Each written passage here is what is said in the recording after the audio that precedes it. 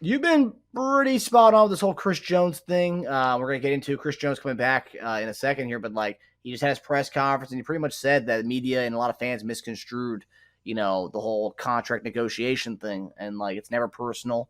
He loves the organization, wants to stay around with the organization.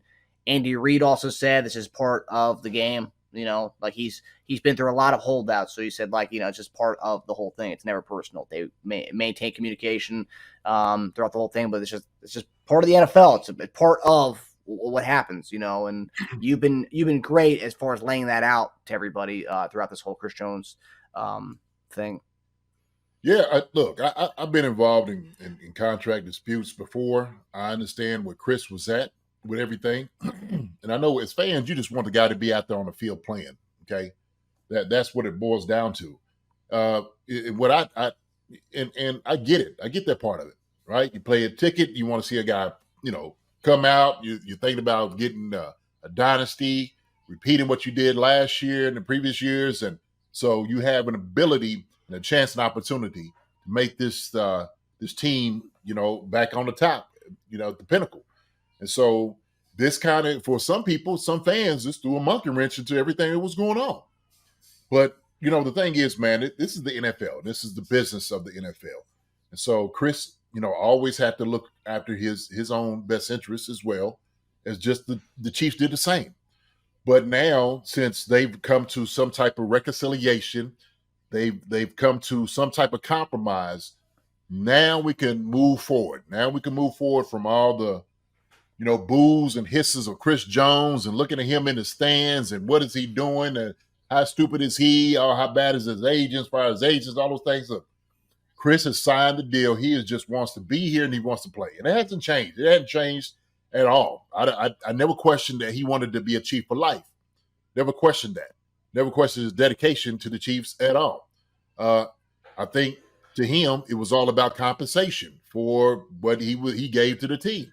And rightfully so. Rightfully so. He should have been compensated for that, for his contributions to the team. For all the things he's done on the defensive side of the ball, all the accolades, how great of a player he is. Chris Jones deserved a bump in pay. And so it was good and fitting that the Chiefs found some type of a deal, I guess, wherever they are with this whole thing. Still waiting for all the whole thing to come out, what exactly was all in the contract. And maybe it won't come out. Maybe they got a gag order saying, hey, look, you signed this deal. We ain't going to talk about all the particulars in it. Let's just leave it alone. Let's just go play ball. But we're there now, right? That's where we are. So now we got our superstar back on the defensive side of the ball. This week we won't get one of our superstars back on the offensive side of the ball.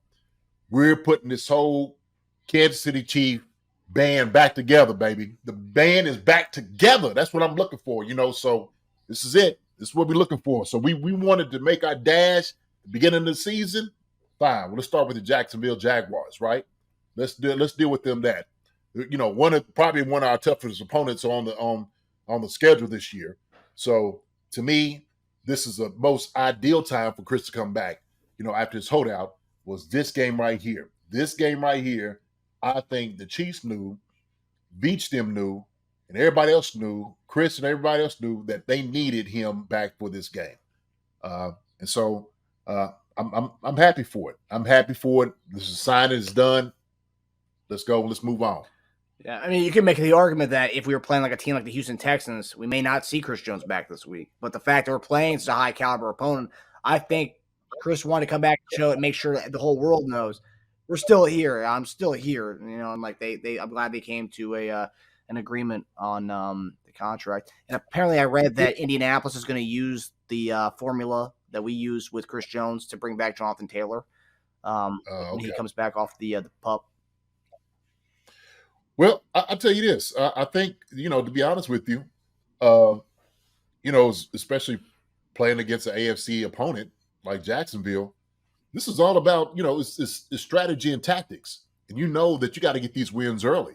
So you want to put yourself in a better position to get this. You set yourself up for the playoffs down the road. And so it's paramount that Chris is back here, helping to try to get this win. And I think Chris knew that too. Obviously, it was costing him money. He didn't want to keep paying that money if he didn't need to.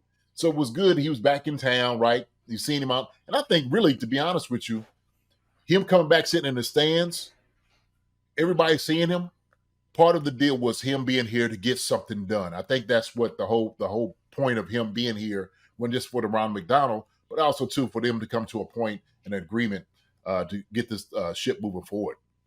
Yeah, and definitely, I mean, you know better than I would, but like being in the stands and watching your team play, you kind of get that fire burn a little bit. And then also seeing your team lose, like, damn, man, like, I should be out there. And especially, I mean, Kelce talked about it on his podcast. Like, he felt like an a-hole that he wasn't playing and helping and trying to contribute to help his team win.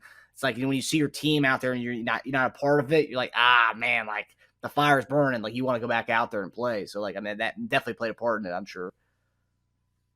Yeah, I mean, yeah, definitely. You know, you never want to see you guys out there struggling. Defense did a pretty good job, but he wanted to be out there.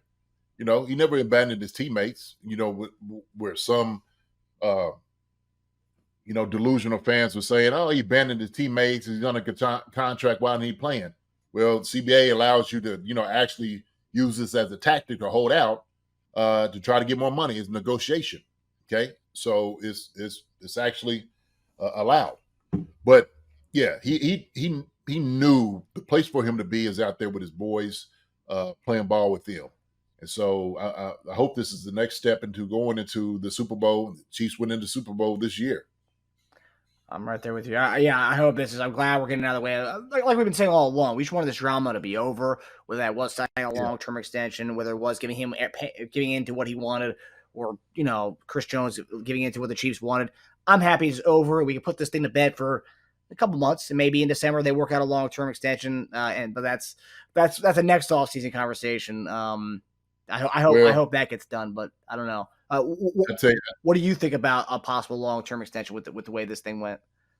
So the way I look at it, okay, and I could be wrong, but this seemed like, okay, let me go ahead and get this thing over with. But I do feel like there might have been some things of like some of these promises that was put out there about, yeah, we're going to sign you to, you know, long-term deal and whatnot, and maybe not coming to a place that y'all both were okay with.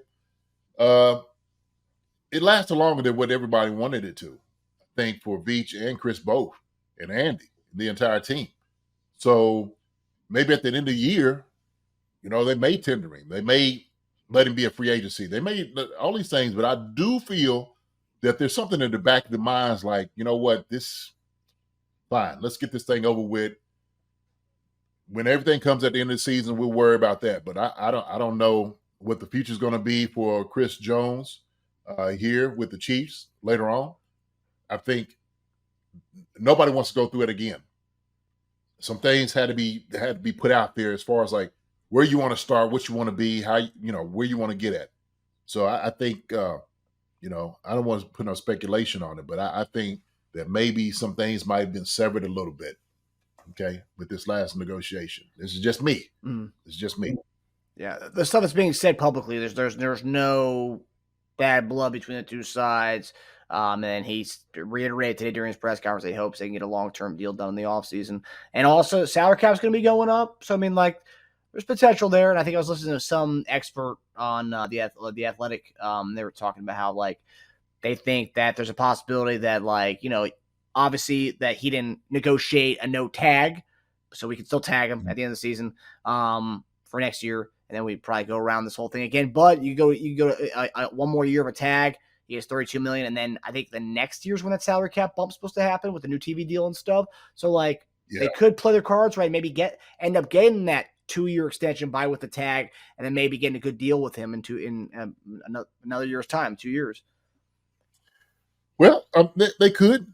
That could definitely happen. You know, I think he may come to the reality that the Chiefs are not willing to spend that much money on a defensive tackle. I think that reality kind of sunk in, and this is how in the future negotiations going to go. And I think that, you know, he was like, look, you know what, I want to be here, but I realize it's going to cost a lot of money for me to be here, and I don't think they're willing to pay that. So they may do some different things, maybe for their benefit. But that's That's how I feel about this negotiation that happened. Yeah. And so right now, I think they all said they have a vested interest just to win games right now, to win a championship. And so if he does well, he'll still be able to earn big money on the market if he goes out there. Another team will still be out there, ready to give him, the big money. I just think the Chiefs, after this past year, next year, it still be kind of the same thing. I don't think they're really willing to pay $30 million or, even close to that for a defensive tackle, especially one that's, as everybody say, aging up at, going up in age. Chris Jones is going to be a effective defensive tackle for a number of years. For another 4 years, Chris Jones is still going to be a very effective defensive tackle. Yeah. He takes care of his body, man. He's a consummate pro. I think he still loves the game. But I think that's kind of where it is, man. And it's sad to say and sad almost to see, but this is business. It's the NFL, man. This is the business of the game. And that's why everybody shouldn't have been all up in arms and upset with these things, because it's just how business goes. It comes with the territory.